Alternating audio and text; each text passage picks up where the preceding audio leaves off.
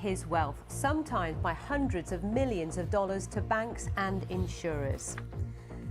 MPs warn the number of children missing school in England is now at a crisis that needs to be tackled with bigger, bolder national measures. And the British Museum appeals to the public to find missing historical artefacts after around 2,000 items are reported missing, stolen or damaged over a period of time.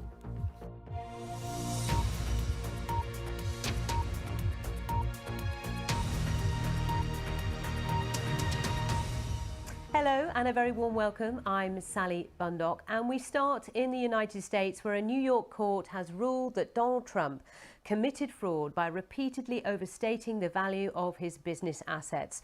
The judge said the former president exaggerated his wealth, sometimes by billions of dollars, to get cheaper loans and insurance. He cancelled some of the licenses which allow Mr. Trump's businesses to operate in New York. Mr. Trump issued a statement denouncing the judge as deranged and the state's Attorney General as corrupt. Here's our North America correspondent, Peter Bowes. Another legal blow for the former president. In a civil lawsuit, he and his two sons, along with the Trump Organization, have been accused of staggering levels of fraud. One claim is that Mr. Trump inflated the value of his properties, hotels, golf clubs and apartment buildings, and exaggerated the size of his luxury flat in Trump Tower. The case is due to go to trial next week, but the judge has already ruled on part of it and determined that the former president repeatedly lied about his financial affairs. In a post on his social media platform, Truth Social, Donald Trump called the judge deranged and said the claim that he committed fraud was both ridiculous and untrue. It was, he said, another attempt by his opponents to try to prevent him from winning the next presidential election. The New York ruling means some of the Trump Organization's licenses to operate will be cancelled. The civil case is in addition to the 4 major criminal trials Donald Trump is facing, while some opinion polls now show him edging in front of Joe Biden in the race to regain the White House. Peter Bowes, BBC News.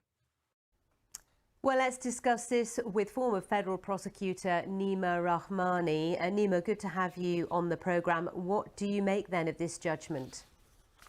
Well, Peter called it a legal blow, but it's getting close to a knockout punch. And this is terrible for the former president for 2 reasons. First, the judge ruled that it was clear that he and his businesses submitted false financial statements and business records.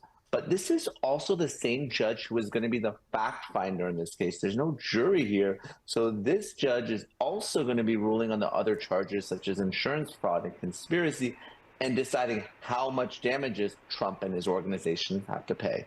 So the trial, which goes ahead next Monday for Mr. Trump, this is a massive blow for him. It doesn't bode well at all. Not at all. The New York Attorney General, Letitia James, she's already in the money, and she's asking for hundreds of millions of dollars.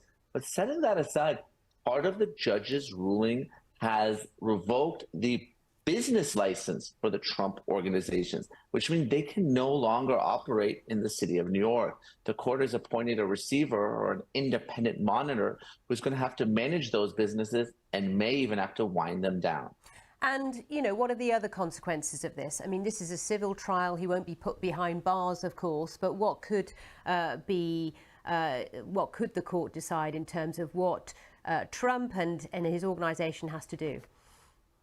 Maria, you're right. This is a civil case and it's just about money. Trump won't be going to jail. He might not even show up to trial. We saw that in his previous defamation case with Jean Carroll there in New York. But it's still a very bad look for the president. It's going to cost him potentially hundreds of millions of dollars. And he's going to have to maybe shut down his business empire in New York City. It's all very bad for the president, even though there won't be any jail time.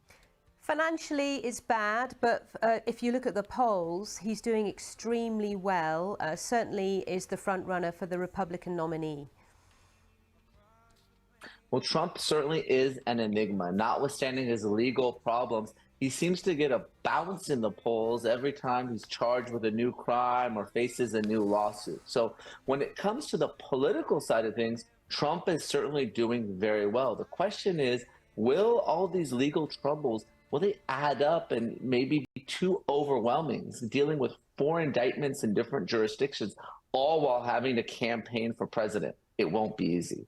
No, it certainly won't. He does like a challenge. Neama Rahmani, thank you so much. Good to talk to you about that story. And of course, there's so much more detail on our website as well on that story. But let's now bring you some other news. A fire at a wedding party in northern Iraq is reported to have killed more than 100 people. Officials say that fireworks were